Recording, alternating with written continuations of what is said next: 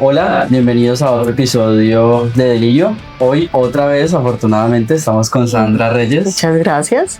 Ya un miembro, solo quiero decir una miembro, pero suena horrible. Sí, démoslo solo en miembro recurrente. Un miembro ya recurrente del podcast para nuestro beneficio y fortuna y para el de ustedes pues también, ¿no?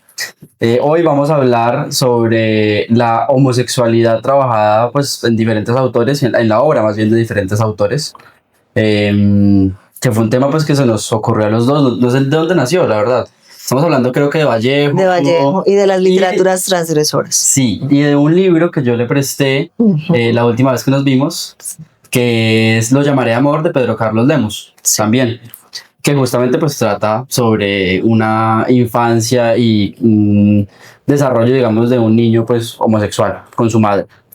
Entonces vamos a hablar sobre eso. Sí, muy bien. Sobre esas literaturas que para algunos siguen siendo distantes, pero que a mi modo de ver son muy necesarias, porque es reconocer la condición humana, más allá de lo que está narrado, es quiénes somos en cualquier espacio y en cualquier territorio.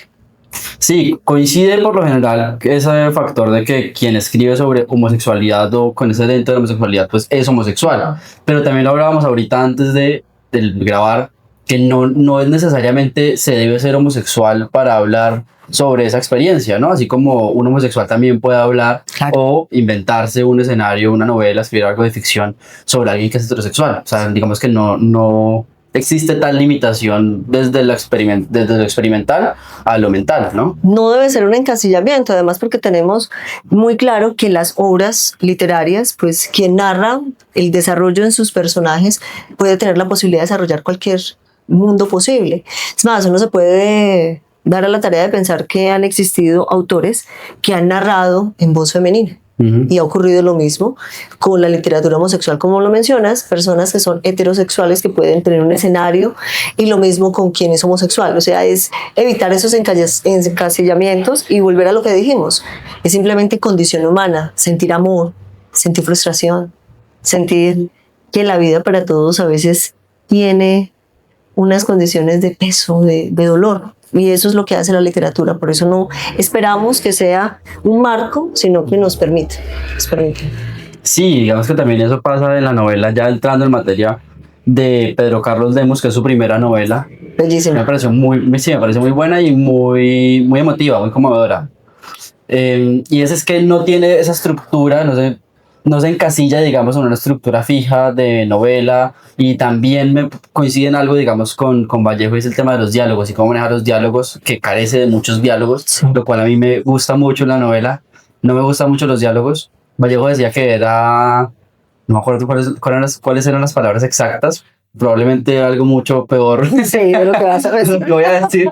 Pero decía que era lo peor que había podido pasar pues a la literatura, García Márquez con los diálogos y Dostoyevsky. Bueno, mejor dicho, a mí me parece mucho más entretenido leer sin tantos diálogos, como lo hacen justamente pues ellos dos.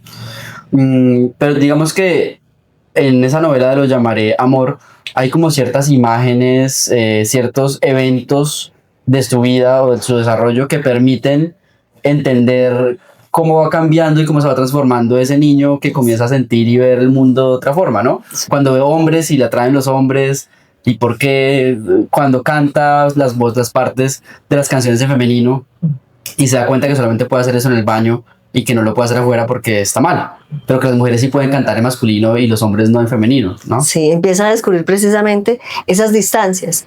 Y ese niño, porque creo que, y sí te agradezco por habérmela prestado porque la disfruté, considero que es una novela bella en todo el asunto de su estilo, y sobre todo por esas metáforas que nos va construyendo, pero que hay una reflexión. Y lo que mencionas, no hay un diálogo permanente, es totalmente reflexiva, narrada en primera persona, pero con una carga emocional importante.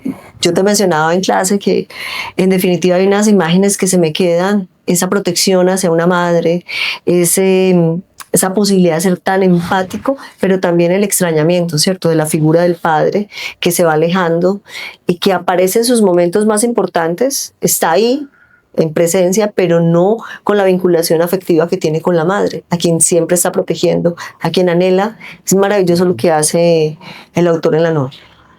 Sí, como el dicho popular de que madre solamente hay una, y es cierto. O sea, Lo refuerza. lo refuerza por completo. La relación que uno tiene con la madre es, bueno, hay casos, obviamente, de casos, Sí. y todos tenemos pues formas de relacionar diferentes, pero sobre todo para ese niño homosexual que además es abandonado pues por el padre o que son abandonados por el padre, es muy distinta, pues tiene una connotación muy diferente. Sí, porque además está el abandono, entonces está la distancia con el padre ausente.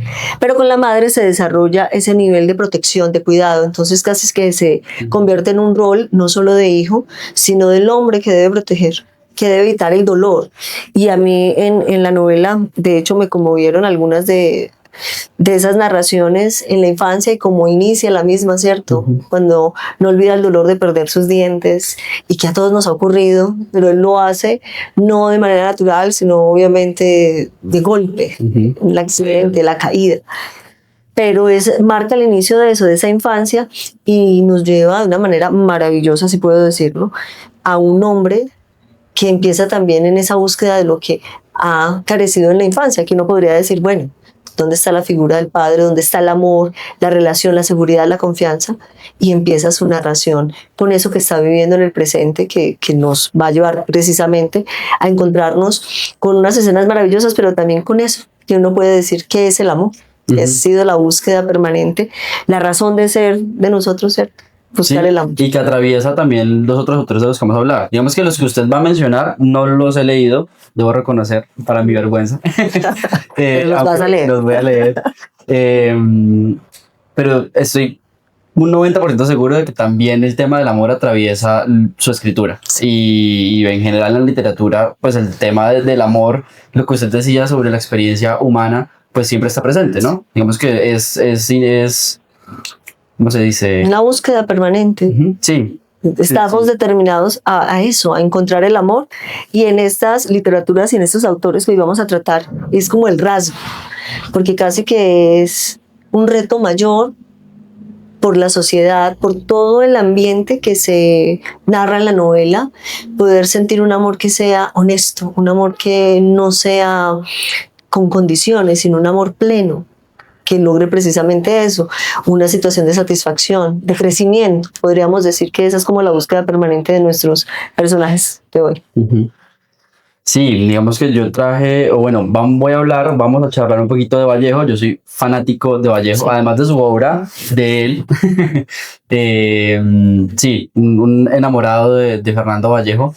Desde siempre, desde que lo conocí. Antes lo detestaba, pasé de odio a amor, Es la que relación, es la relación más peligrosa. Sí. Y se ha conservado pues el amor desde entonces. Pero bueno, ya que hablamos de Lo llamaré amor, hablemos un poquito de Bellaty, que yo sé que usted lo ha trabajado y lo ha leído también. Sí, para mí la experiencia de estar con un autor mexicano, y digo estar es en esa cercanía, en esa comunión que a veces nos permite la literatura al acercarnos a los textos. Mario Bellaty, mexicano, y además que ha logrado trascender ese escenario que sabemos bien, un mundo que está muy consolidado por reglas, donde está lo heteronormativo, pero donde además hay un machismo que está anclado en todos los espacios de la sociedad. Y él en 1994 publica esta obra, es una novela corta, pero es una novela con una carga importante, sobre todo porque nos habla de la exclusión. Se llama Salón de Belleza de Mario Bellaty, y es una novela que generó mucha polémica en su momento. En Latinoamérica, las literaturas, por eso al inicio mencionamos la palabra transgresoras, sobre la homosexualidad han generado, pero muchas tensiones, distancias. La gente a veces ni se acerca a la obra porque precisamente cuando se plantea esa idea, como que no me gusta, sin conocer la obra directamente. Entonces, con Mario Bellaty ocurre algo importante, y es que en su novela hace un acercamiento y nos hace una narración extraordinaria de lo que ocurre en Ciudad de México hacia la década del 90, un hombre que se dedica precisamente a eso, a mejorar la parte física de las mujeres. El título de la novela pues nos plantea la realidad de ese ambiente que es un salón de belleza, y cómo él a través de eso genera lazos de cercanía, no solo con las mujeres, sino con hombres jóvenes. Pero hay otro asunto que es más complejo en la novela, y es cuando nos empieza a acercar a eso que es la relación homosexual, cómo sufre la violencia, no solo la exclusión, sino la violencia física, por ser quien es. Claro. Porque se vuelve muy fuerte, entonces hay señalamientos que además el peluquero siempre es el marica, ¿no? Exacto. Siempre. Se le llama de esa manera, se le excluye. Pero además de eso, yo voy a citar aquí este texto que te mencionaba, escribí hace más o menos unos 8 años. Voy a mencionar una parte que habla precisamente de ese radicalismo que existe frente a la homofobia, y abro comillas: tal vez sálvame de un encuentro con la banda de Matacabros que rondaba por las zonas centrales de la ciudad. Muchos terminaban muertos después de los ataques de esos malhechores. Cierro comillas. Entonces, en eso que él decía, claro, la noche era la posibilidad de salir a buscar esa compensación del amor erótico, de buscarse y sentirse sin ningún tipo de presión, sino ser igual a otros. Pero resulta que vienen los matacabros, una palabra muy fuerte, porque en México hay muchas formas de nominar a quien es homosexual, entonces se utilizan términos como puñal, esta banda que hacía de matacabros los cabros porque no encajan, entonces tenemos que violentarlos, y muchos de sus amigos en la narración terminan muertos a mano precisamente de este grupo de personas que se dedican en la noche como a cazar, que me parece terrible esos niveles de violencia, que van de lugar en lugar y empiezan a analizar dónde se encuentran esas expresiones que para ellos no son posibles, que tienen que ser erradicadas, y ejercen la violencia como el único o la única forma de control, que es también lo que ocurre en la sociedad, no solo desde una exclusión de la violencia física, sino de la palabra, del invisibilizar, de tomar esas brechas. Entonces es muy interesante lo que ocurre con toda esa narrativa en Salón de Belleza. Una obra que además, podríamos decir, habla de la transformación de la propia vida. Yo no voy a hacer un adelanto porque la idea es que a medida que ustedes nos están escuchando y podemos traer autores, pues se vayan vinculando y puedan llegar a la obra. Pero en definitiva... Pero no explicarles... No, todo no, porque no tendría, trama, porque no tiene sentido. Son elementos que se toman. Sí es importante en la novela, por ejemplo, mirar esa posibilidad de la transfiguración. Cómo miramos al otro. Eso es importante, porque a veces el personaje principal, que nunca tiene nombre, que me llama la atención, es muy interesante. Curioso eso, sí. Sí, es un anónimo, pero esa transfiguración, porque cuando interactúa con personas con las que se siente cómodo, pues obviamente su forma de ser es totalmente diferente a cuando se siente acechado, amenazado. Entonces sí es una novela, yo diría que fascinante. Me gusta porque nos muestra esas otras posibilidades de lo que ocurre y que tal vez la sociedad no tiene en cuenta, porque es fácil excluir, es fácil señalar, pero no empatizar y pensar por un momento qué puede ocurrir con ese otro, con todo lo que sufre. Justamente eso me lleva a conectarlo con Pedro Lemebel, que ya pues hablamos antes, digamos, de Pedro Lemebel, y es que es una forma, digamos, de resistencia ante ese tipo de discriminación y de acecho constante de la sociedad, ¿no? Porque además de ya salir en la noche a buscar y buscar ciertas conexiones, nada más el ser, y el ser de cierta forma en cualquier espacio, pues ya es suficiente para que lo acechen y para que lo vulneren, ¿no? Justamente Pedro Lemebel, desde su estética, intentó luchar contra todo eso, como lo hablábamos antes y como quienes lo han visto lo saben y lo sabemos, pues su forma femenina de ser en ciertos espacios de izquierda pues siempre irrumpió muchísimo. Por ejemplo, gracias a Pedro Lemebel yo comencé a odiar a El Che. Sí, claro. Y entendí la razón por qué. Yo, pero este tipo, ¿por qué habla mal del Che? Si es de izquierda y es un militante, pues. Y comencé a entender, pues, justamente el tema de la discriminación de lo que supuestamente era un gran hombre revolucionario de izquierda y que tenía que ser, sí, un macho, en todo el sentido de la palabra y lo que nos han enseñado que es un macho, ¿no? Yo me he identificado mucho con eso porque en particular, pues, lo que decimos, ciertas formas de ser, nada más como uno cruza la pierna. Hay un meme en internet que es que un hombre está sentado así, y cruza la pierna y en la mente gay. Las pone así de esta forma y separa la voz en la mente diciéndole que es gay, ¿no? Entonces digamos que todo ese tipo de cosas mínimas, pues justifican ante los ojos de ciertas personas, pues vulnerar a una persona por ser homosexual o por parecer homosexual. Y Pedro Lemebel, ellos tenían un colectivo que, bueno, justo se me fue el nombre, Las Yeguas del Olvido, si no estoy mal, que era un dúo, un dúo, Yeguas del Apocalipsis, perdón. Las Yeguas del Apocalipsis, que fue justamente durante la dictadura de Pinochet, durante digamos, su mayor activismo político. Este colectivo dúo de las Yeguas del Olvido tenían, por ejemplo, performance como entrar a ciertos eventos desnudos, completamente desnudos, o ir a eventos de izquierda maquillados, muy maquillados, con pelucas muy feminizados, digamos, Sí. ¿no? Como para generar Exactamente. esa tensión, porque además ellos sí necesitaban el apoyo ideológico, pero viene la contradicción, porque dentro de esa ideología no es posible, no hay una aceptación y un respeto hacia la homosexualidad. Y ahora a uno le llama la atención, digamos, para los progresistas de mi generación, Sí. que en otro momento la izquierda hubiese rechazado a los homosexuales, porque parece ahora que la gran bandera del progresismo pues es también la bandera LGBTIQ+.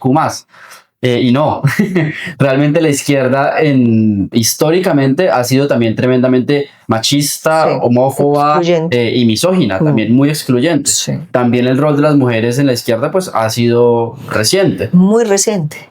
Si lo revisamos de pronto como fenómeno político, como mínimo en este país, unos 10 años.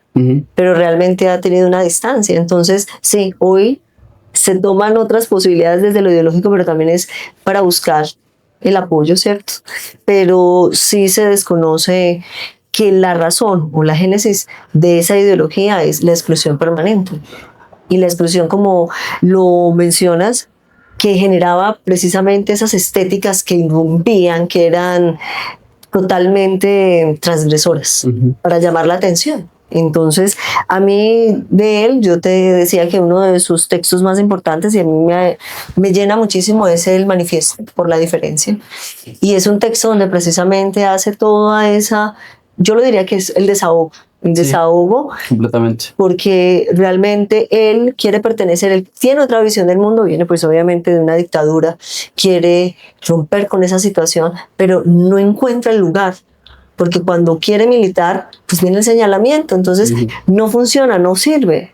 Y ahí es cuando él entonces hace el manifiesto en el 84, públicamente entonces dice qué es lo que pasa con él, con su forma de ver el mundo y cómo no encaja, pero de otra manera sí podría ser instrumentalizado. No, y cómo reclama el derecho a ser parte de, sí, ¿no? Claro. O sea, porque también es eso, además de un desahogo tremendo y muy conmovedor, es reclamar también su derecho de que él sí aporta, él sí hace y ha hecho más que muchos otros en la izquierda y en la militancia, como para que vengan a decirle que por verse femenino no pueda ser parte de esto, ¿no? Y a mí me llama la atención ese contraste entre esos dos tipos de homosexuales, como Lemebel, que algunos, digamos, él nunca se identificó como travesti, pero sí tenía muchísimos rasgos femeninos y una estética muy femenina, que hace parte, pues como ya lo mencionamos, obviamente de su activismo. Y por ejemplo Fernando Vallejo, pues para nada, a mí me parece que desde lo estético por lo menos y desde bueno, no diría que sea un activista, bueno, pero sus ideas de pronto, no político militante en el sentido del MBL, por supuesto que no, pero digamos que desde su vida pública, desde su intento de llamar la atención, sí, y de ser controversial también todo el tiempo, y esa forma hiperbólica de hablar también siempre, y también de la vida con David Antón, con su esposo que murió en México hace unos años, pues no me parece que sea como ese mismo activismo por reclamar un espacio para los homosexuales, ¿no? Es simplemente el ser homosexual y ya. Y de hecho, puede que en su obra, obviamente se involucra esa condición, pero no hace parte de lo que representa. O sea, él no utiliza... Digamos que lo naturaliza muchísimo. No, exacto. Y esa es una distancia que se tiene, claro, en un contexto diferente con lo que ha vivido Pedro Lemebel. ¿Por qué? No, porque pues a él sí le tocó... Además que viene de exclusión completamente diferentes. O sea, Fernando Vallejo es un hombre blanco, de familia bien, educado. Muy educado, estudió en Italia, cine, ha viajado, o sea, viajó durante su juventud, que eso lo narra también en las novelas. Una persona muy privilegiada que vivió en la calle, porque él menciona, me encanta que eso lo hacemos mucho los hombres privilegiados. yo viví en la calle. Sí, vivo para en llamar la calle porque atención, quiso. ¿cierto? Porque entonces quiero estar allá y decir Sí, que he no. logrado lo que a la mayoría le toca vivir. Pues yo Ajá. también lo siento de esa manera, pero pues Él vivió en la es calle por porque querer. quiso. Exacto. En cambio, Pedro Lemebel sí, nació Lemebel sí. pobre, homosexual, negro, o sea, No, con toda la con carga toda de la lo que carga es, de lo que genera significa exclusión estar naturalmente. marginado en Latinoamérica. Totalmente. Y eso hace que precisamente haya distancias entre los dos. Ujú. Y tal vez por eso es que Lemebel es mucho más activista, llama más en su obra, porque realmente Vallejo pues tiene unas miradas importantes de lo que ocurre con nuestro país, desde obviamente la distancia, y no solo hablo de una distancia que implica el estar fuera de nuestro contexto cuando fue, digamos que su decisión irse, sino, Un poquito exiliado. pero Sí, pues con- posición sí, también política. pero política, un porque poquito genera exiliado. una postura, sí, claro, los señalamientos en este país no es fácil. Y sobre No es todo fácil. porque cuando Vallejo se fue, que él duró ya 40 años, él volvió en 2021, si no estoy mal, después de la pandemia a Colombia. Cuando se fue porque Alejandro Ordóñez, cuando no era todavía nadie, Ujú. no era pues, procurador, fue muchísimo tiempo Sí. después, lo denunció a él, a Fernando Vallejo, por un artículo que sacó en Soho en el que criticaba a la Iglesia Católica. Mm. Entonces, eso fue, digamos, la excusa que igual eso no iba a avanzar muchísimo. No tenía. No iba a avanzar muchísimo, pero fue, digamos, la excusa para él decir, me voy de este puto país. Se fue para México y a los años, pues, renunció a la nacionalidad colombiana claro. y se quedó en México durante casi, pues, la mitad de su vida, 40 años aproximadamente. Y me llama la atención por eso, lo que mencionas ahora con el que fue el procurador, porque obviamente en su juventud también tenía como unas actitudes muy radicales cuando quemaba textos precisamente que no le generaban Sí. ese valor y que por Muy el neonazi, contrario, muy neonazi, sí, o sea, si lo vamos a decir, sí, me recuerda precisamente esa noche de la quema de los libros en Berlín, ¿cierto? Es muy complejo sí. porque son unas posturas muy radicales y se supone que la diversidad permite pues estar todos y que evidentemente cada uno desde su postura pues construya una sociedad donde no se den esos señalamientos y mucho menos esas exclusiones, que es lo que tendríamos que buscar. Pero yo sí creo que él, además de esa presión, también era una forma de ese extrañamiento que tenía que hacer. O sea, no era lo suficiente, yo siempre lo he creído, lo suficiente estar aquí. Hay unas mentes que sobrepasan el contexto, el momento histórico en el cual están. Tienen casi que unas visiones muy grandes para que los demás las comprendan y es mejor el irse, como para que se entienda que, voy a decirlo, no me merece, es como el no me merece y no tiene sentido. Que fue también lo que en su momento iba a hacer Gonzalo Arango, pero desafortunadamente antes de irse en el accidente pues fallece. Pero justamente eso era lo que iba a hacer. Se iba a ir para después volver y decir, no me merecían, pero aquí estoy. Sí, y no lo merecíamos, definitivamente no lo merecíamos. Y Vallejo creo que desde mi posición de fanático tampoco lo merecemos. No. Pues nada más con la crítica ecológica, también con su veganismo, que yo no soy quien para hablar de veganismo porque yo consumo mucha carne, pero me parece que sí es una crítica muy evolucionada, o sea, unas reflexiones, digamos, que nos permitirían, que si las escuchamos, nos permitirían evolucionar como sociedad años luz, pues. Pero bueno, hay tres visiones, digamos, de la homosexualidad, o tres formas de vivirla muy distintas, ¿no? Y perspectivas también, y por ende una forma de narrarlas muy diferentes, ¿no? Sí. Desde privilegios distintos y también como con niveles de ternura diferentes, que es lo que pasa retomando a Lo llamaré amor, ¿no? Sí. Que es, pues, ternura. Sí. Eso es el libro. Si en Fernando Vallejo uno ve pues la grosería, obviamente, la agresividad y la rabia y el odio, en Lemebel uno pues también ve pues la tristeza, la resistencia, ¿no? Y el sentirse discriminado, porque la marginalidad. Esta marginalidad permanente en su obra. En Lemus, ¿no? En Lemus uno ve ternura, a pesar de que lo que narran en ciertos contextos pues sí permite ver cierta marginalidad, ¿no? Sí permite ver diferencias de privilegio, por ejemplo, con Vallejo, que narra cosas desde, yo vuelvo a decir Italia, pero sí es un lugar de privilegio. Se me fue. Con Lemus, no, con Lemus lo vuelve cotidiano, además, que nos permite hacer un acercamiento a eso que ocurre, porque voy a decir algo, en Colombia, en algunas regiones también se tienen unas condiciones de machismo muy arraigado a lo que es la identidad de la región. Entonces uno piensa en la costa caribe, se vuelve un asunto complejo. Sí. Y obviamente él narra desde lo que ocurre en esa Barranquilla, una Barranquilla que empieza pues a generar desde que pues nace, pero también cómo se distancia cuando llega a la capital, ¿no? Es casi como decirnos de alguna manera que en Bogotá, siendo la capital de este país, se pueden dar otras posibilidades. Es como si se abriera otro el estar mundo. lejos de casa, ¿no? Exacto, También. las libertades que le permite evitar eso, que de pronto me vean. Pero Bogotá, como la siento yo en esa narración, es Sí, claro. muy cosmopolita. Entonces ya no está el señalamiento de si hago o no hago. Y a la gente no le importa No, porque hay mucha gente en la calle. Exacto. Entonces cada uno es una dinámica diferente, se concibe la interacción diferente con el otro, con los otros. Y a mí me gusta eso que está en la novela porque en definitiva, vuelvo y reitero, tiene unas metáforas muy bellas, como está narrada es muy tierna y esa posibilidad de, yo te lo digo, y a todos, me encanta esa figura de la madre en él, Sí. todo lo que representa en él. Y como lo decías al inicio, la madre para nosotros es sumamente importante, de hecho hace parte de uno de los arquetipos, ¿cierto?, mencionados por Jung, ese cuidado, esa protección, pero el tratamiento que él le da a esa madre es maravilloso. No voy a adelantar nada de la novela, tenemos que pero hacer una entrevista sí con buscarlo Lemus. porque sí es muy interesante, Sí, es muy bueno. me encanta porque hay como una reivindicación a esa figura que se queda, que protege y que hace de él lo que es como adulto. Pues me parece maravilloso. No, y retomamos el tema del privilegio y la experiencia, digamos, vital en ciertas posiciones de privilegio y en ciertas marginalidades, ¿no? Y cuando la madre tiene que irse a trabajar y tiene que dejarlo con la abuela. Con la abuela, sí, tiene que, sí, en general dejarlo solo o no, porque tiene que ir a buscar qué darle de comer al niño. Cuando no está el padre, y eso también significa, además de una ausencia pues emocional, ¿sí?, también económica, y pensar que eso se lo va a dar a la otra mujer. Entonces el tema de la otra mujer también es algo pues muy interesante.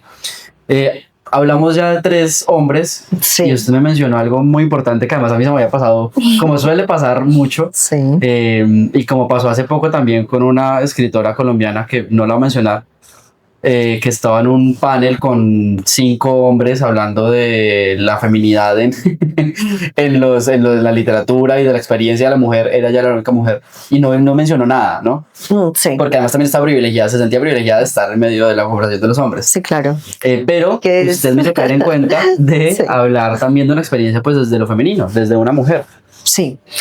Creo que en nuestro país no ha ocurrido que se dé esa posibilidad de una narrativa. Vallejo lleva muchos años y pues lo propio es decir que el mundo de la literatura a veces también está muy cerrado a la narración o a las posturas de las mujeres. Y ha ocurrido que en el país no existe una novela que esté totalmente dedicada a hacer una narración desde una mujer, o sea, narrar desde la homosexualidad femenina.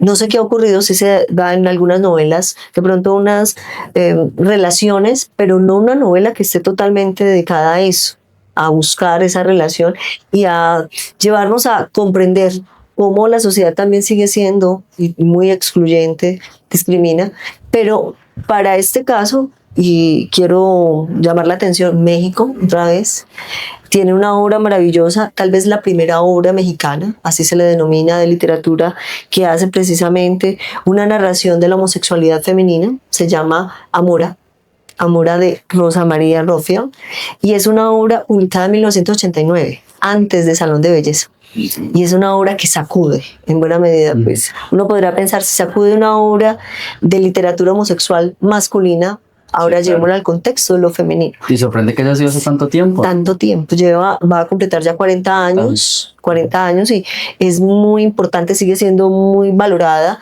Y su autora, pues, una mujer muy fuerte, porque yo creería que la literatura permite eso, lo que dije al inicio, no es simplemente mirar el encasillamiento porque soy mujer, es porque ella quiere narrar lo que ocurre y ella se atreve, y se atreve finalizando la década del 90. Y esta novela en particular tiene una belleza porque nos habla también, como lo hace Lemebel, de un contexto de activismo político. Entonces, mujeres que están precisamente muy dadas a la izquierda, como suele ocurrir, donde no están de acuerdo con ciertas situaciones. La mujer de la que voy a hablar en la novela, ella no es homosexual, ella es heterosexual, pero la protagonista, Guadalupe, que además el nombre tiene una carga importante, ¿cierto? Guadalupe, un nombre que para los mexicanos está anclado a lo religioso, al símbolo de la Virgen. Ella empieza a tener ese acercamiento a esta mujer de nombre Claudia que no está ahí, que simplemente llega porque hace parte de lo político, pero no con una intención pues de buscar una relación. Entonces la novela es interesante porque nos va a llevar por esa situación que para mí es interesante y es una narración muy bien lograda de lo que ocurre en medio del activismo, en esas cercanías, en esos descubrimientos que hace después la protagonista y empieza esa relación. Y ese amor que es tan bello, porque es la palabra amor, sí, muy bueno. Pero esa A, para poder llevarlo pues al contexto de lo que es una relación entre mujeres, amor. Entonces me parece que es una obra que llama la atención y que debe ser conocida porque son otras formas, vuelvo y reitero lo que hablábamos al inicio, cuando uno se acerca a este tipo de literaturas, tal vez la mayoría de personas puede considerar que hay una carga erótica importante en lo que se narra. Y a veces sí puede lograrse, pero hay otros autores que la erotización no es una condición para que la obra sea importante, no hay además una eso conlleva cierto fetichismo también sobre lo que el tema ocurre. homosexual, Sí. sobre lo que ocurre. O sea, si uno para narrar algo homosexual tiene que ponerle ese erotismo, pues lo que está haciendo es eso, es fetichizar, digamos, esa experiencia. Y no debe ser así. Y estas novelas, por ejemplo, la de Lemus, tiene una belleza simbólica importante, lo que ya hemos mencionado. Amora también tiene una belleza importante. Ese simbolismo, pero sin llegar a eso, a esas condiciones, como tú dices, de volver algo como para llamar la atención y yo voy a ir a buscar a ver qué ocurre cuando se encuentran dos mujeres o cuando se encuentran dos hombres. No, esa es la maravilla de esta literatura, que simplemente nos está hablando de seres que tienen todas las tensiones que tenemos y que lo miramos desde esa sociedad que ha excluido. Un heterosexual también sufre frustraciones por amor, celopatías, puede sufrir el desencantamiento. Sí, es muy curioso cuando dicen que las relaciones homosexuales, ya sea entre hombres o mujeres, son más conflictivas cuando uno vive en Colombia. Sí, exacto. Y uno siempre en alguna reunión familiar ve la tía que le pone show al tío o al revés. O sea, digamos que lo que usted dice, esa experiencia es transversal a la experiencia humana, claro, ¿no? Claro. No va el homosexual hombre o mujer. Si no es por ser en su orientación, entonces hay una carga diferente. Yo creo que esos señalamientos que acabas de mencionar son por desconocimiento. Entonces, relaciones conflictivas no. El ser humano es conflictivo. Y el ser humano, cuando no se siente bien, respaldado, reconocido, pues empieza a generar conflictos. De hecho, hay momentos en que nos levantamos y sentimos el conflicto y no quiero nada, no quiero... Porque somos eso pasa más frecuente de lo que al resto de la gente, yo creo. Sí, eso pasa, sí. Hay personas que somos más conflictivas que otras. Bueno, conflictivas no, que estamos más en conflicto. Que reconocemos más esa parte del conflicto. Exacto, sí. Porque es tampoco negarlo. Yo sí voy a decir que hoy se nos está pidiendo, que es una de las críticas que yo le hago a todo este despliegue de información, de redes. El positivismo tóxico. Sí, yo creo que a mí esa idea de una felicidad total, permanente, ese presente continuo que nos muestran, por ejemplo, las redes, agota. Y cuando yo tengo esa necesidad de volver a mi conflicto, porque es mío, porque es propio de mi condición, y entonces, no, tú no puedes estar triste, mira, el sol brilla, no veas el vaso medio vacío, velo lleno, casi que no puedas sentir. Sí, yo también, porque es que la tristeza, las otras emociones se requieren para sentirnos humanos, y más hoy en un mundo donde hay una deshumanización de lo que somos. Yo creo que eso pasa en redes, y eso es lo maravilloso de la literatura, que sí nos permite eso, entrar en esas condiciones con los personajes, con sus conflictos, y vuelvo a reiterar, sentir tristeza, sentir frustración, es natural. Solo que hoy cuando uno la siente, entonces lo primero que ocurre es que se convierte en una condición de salud. Y entonces no es que te pasa. Por ejemplo, ya que uno cuando está triste, y yo también soy víctima o victimario en ese sentido es que uno ya está deprimido, ¿no? Sí. Siempre uno se levantó mal, bajoneado, decaído. No, estoy deprimido. Deprimido. Sí. Qué depresión, llevo en una depresión tanto tiempo. Y no, o sí, o puede que sea un poquito a veces hiperbólico decir depresión, porque uno piensa en la depresión clínica y en... Claro, sí, obviamente. en quien la padece. Exactamente. Y que es un asunto muy complejo, un asunto que requiere un tratamiento o el que especial. es una persona muy bipolar. Ay, sí, o sea, porque estas cambia que el humor. dicen que no, exactamente, Sí, no. no han convivido con alguien bipolar. Estoy completamente seguro. Cuando uno tiene la experiencia, uno deja de decir, ay, que es que soy muy bipolar, qué pena por lo bipolar. Sí, sí. No, nada que ver. No, es que Sí, se ha reducido esa situación. Entonces, por ejemplo, esos conflictos a mí me encantan porque nosotros tendríamos que tomar unas distancias de estar señalando lo que ocurre fuera de lo que conocemos. Por ejemplo, en el caso de las relaciones homosexuales, pensar en esas violencias que se asumen. No, vuelvo y reitero, los seres humanos tenemos esas necesidades a veces que no son satisfechas, entonces recurrimos a eso que conocemos, que es nuestra naturaleza conflictiva y que se requiere. Sí. Y además, si no está, yo no me imagino en una felicidad permanente, constante, yo creo que no lo soportaría. Esa idea de ese continuum me genera, eso sí me genera casi que una sensación de miedo.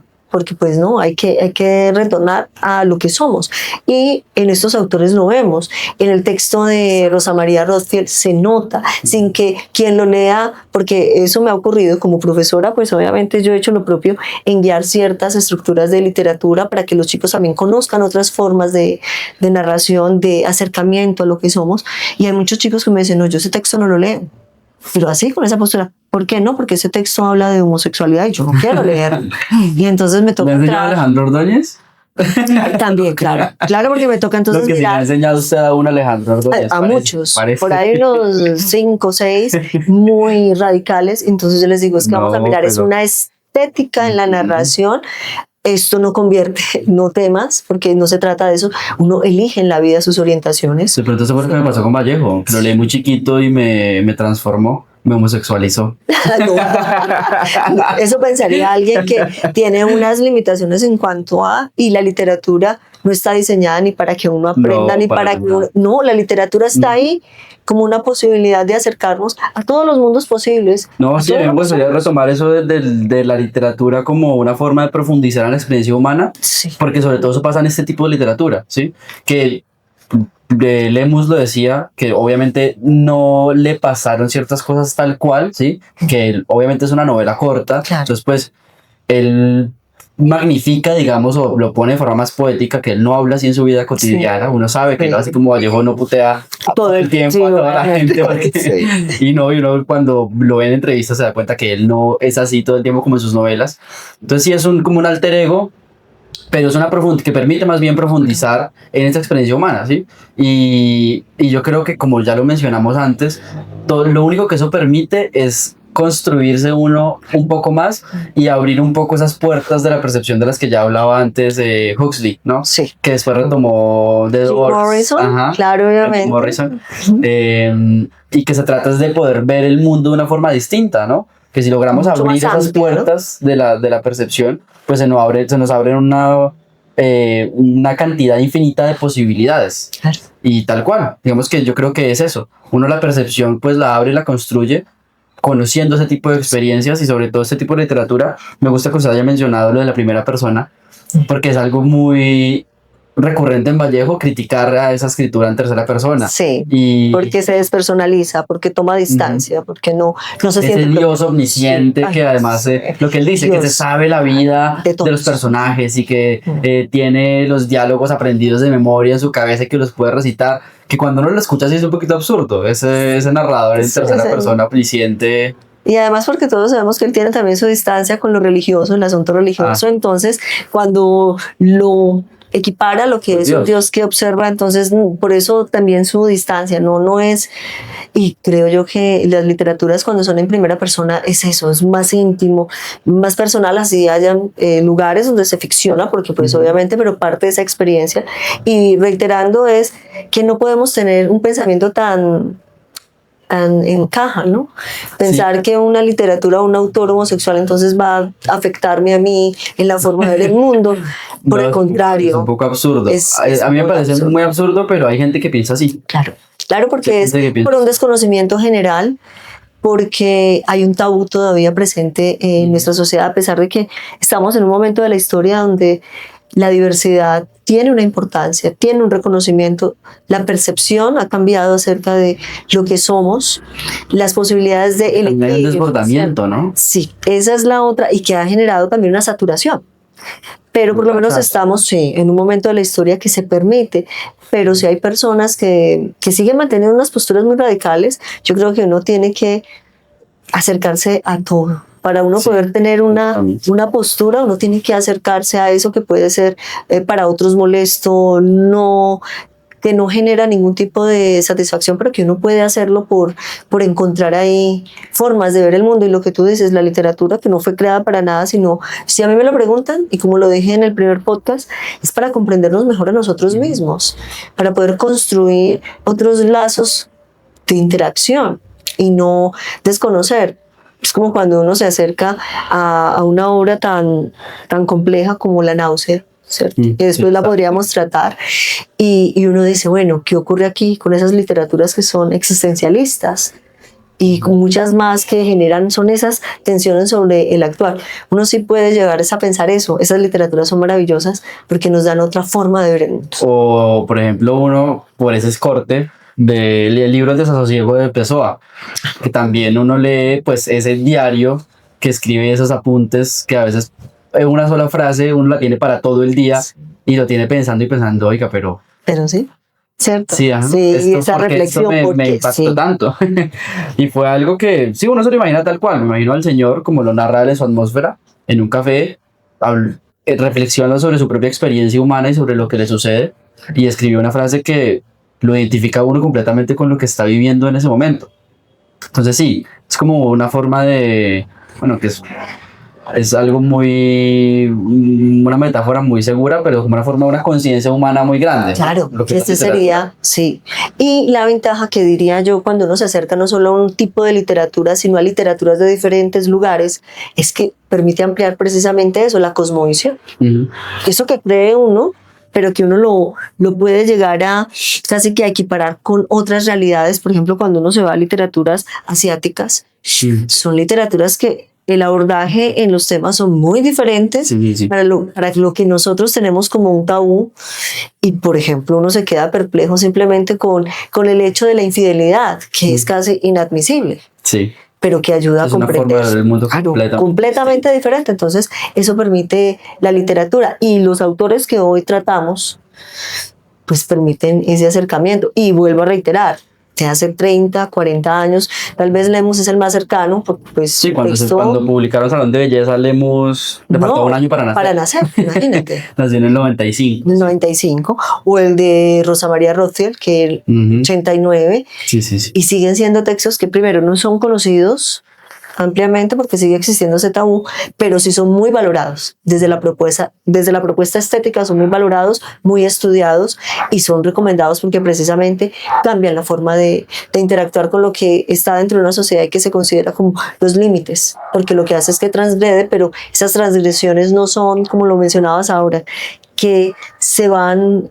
casi que, ¿cómo podríamos decir?, dispersando y generan ruido. No, son unas condiciones que se requieren conocer, diría yo. Es como una forma. Además, en esa atmósfera o en ese contexto que mencionábamos de la aceptación de la diversidad y en esa aceptación también como ese cambio vertiginoso que hubo entre rechazo total y aceptación, que es en lo que Sí. estamos ahorita, pues lo que decíamos, hay un desbordamiento, y por lo menos para mí es muy conflictivo porque sí, me identifico como una persona muy, muy progresista, muy liberal, pero sí hay ciertas manifestaciones como de esa reclamación de identidad sexual con las que choco Sí. y que me parece que tampoco, ¿sí? Entonces ya uno hace como ciertos comentarios y bueno, pero tú no eras progresista, ahora eres de derecha. Sí, Y no, sí. uno sigue siendo fiel, Claro. digamos, a sus ideales, pero sin hacer parte como sí, de ese desbordamiento. Creo que esa es la palabra más adecuada. Y yo creería, Juan, que sería justo decir que no se admite la crítica. Es en la crítica donde viene entonces lo que deriva, que es el señalamiento, y por tanto, si hay una crítica a ese fenómeno, entonces ya te llevan al término de ser de derechas, de ultraderechas, casi que un señalamiento ideológico permanente y contradictorio, porque yo en el lugar de enunciación, yo puedo tener una postura para poder criticar, porque no todo puede acomodarse. Entonces, ¿dónde queda el pensamiento crítico? Exacto. Pero no eso me convierte, por tanto, en lo otro que no establece mi criterio, mis principios, mi forma de ver el mundo. Entonces se anula la crítica. Uno podría decir que ese desbordamiento también anula la crítica, y al anularla, pues obviamente viene esa situación de exclusión también, que no debería de ser. Otra vez también, ya para cerrar, sí, veía un meme, sí, además, otra vez un video de un señor muy femenino, un señor ya de 50, 60 años más o menos, con un crop top así muy femenino él, y le preguntaban en inglés que cuál era, que con género se identificaba, que si él era no binario. Entonces él decía, no, yo soy old gay school, gay de la vieja escuela. De la vieja escuela, qué bien. Sí, hay dos géneros. Sí, dos, listo. Y ya, y soy gay, y gays y heterosexuales y ya. Me da mucha risa porque una cosa no excluye la otra. No. O sea, digamos que el MBL puede reclamar ese derecho a ser femenino y los travestis pueden reclamar su derecho a ser travestis y transexuales y todo lo que está, digamos, dentro de ese espectro sin rayar ya o sin chocar con otros conceptos mucho más profundos que sí rayan como con identidades que además no tienen como mucho sentido. Pero bueno, es un tema complejo. Sí, complejo. No tratar, pero sí. No profundizar tanto. Pero sí hacerlo dentro de estas literaturas que volvemos a reiterar, que sí muestran las violencias, las exclusiones, el miedo al rechazo, pero el miedo también a estar solos. Yo creo que esa es como una de las situaciones, sobre todo en la obra de Mario Bellatin, ese miedo a la soledad por la falta de aceptación. Hoy el escenario sí es diferente, sabemos con lo que acabas de mencionar, hoy hay una diversidad que es reconocida, pero siguen existiendo los mismos miedos. Pero muy atravesada, exactamente, sí, por ese miedo a la soledad, ¿no? A la soledad. Que sería como la búsqueda permanente en estos autores. Sí, bueno, hay dos libros que yo soy fanático de Vallejo, que yo les recomiendo, que son Barba Jacob, El Mensajero, y Almas en Pena, Chapolas Negras, que son libros que no recomiendan de Vallejo, porque son sus dos primeros libros y porque son biografías que hizo el primero de Porfirio Barba Jacob y el segundo de José Asunción Silva, de los que él era fanático, yo creo que tan fanático como yo, claro. De pronto hago una biografía de Vallejo. Lo recomiendo porque digamos que el autor cuando escribe sobre otros también se va encontrando como a sí mismo, me parece, ¿no? Y además no sobra conocer a esos dos grandes poetas colombianos. Uno homosexual, con el que Vallejo yo siento que se identifica mucho, plenamente. Como cierto padrino homosexual de otra época, y el otro pues admirado yo creo que por todos los poetas y escritores colombianos. El referente. Es un gran referente, exacto. Además, también desde ese lente homosexual, muy bello. Demasiado bello José Asunción Silva. Y la anécdota de que cuando lo desenterraron, porque no lo enterraron pues en Tierra Santa. Sí, obviamente, por la época no era posible. Lo único que sobrevivió fueron los zapatos, que además él murió en quiebra porque los zapatos los mandaba a traer de Europa, de Inglaterra, en específico los zapatos que tenía. Entonces sí, muy preocupado también por cierta estética, ¿no? Sí. La estética también atraviesa no solo el tema homosexual, sino heterosexual y femenino y todo, ¿no? Que también es otro comentario que se hace hacia la homosexualidad, ¿no? Sí. La preocupación constante por la estética, que igual no lo es. Hace parte humana, sí, es parte de la experiencia humana.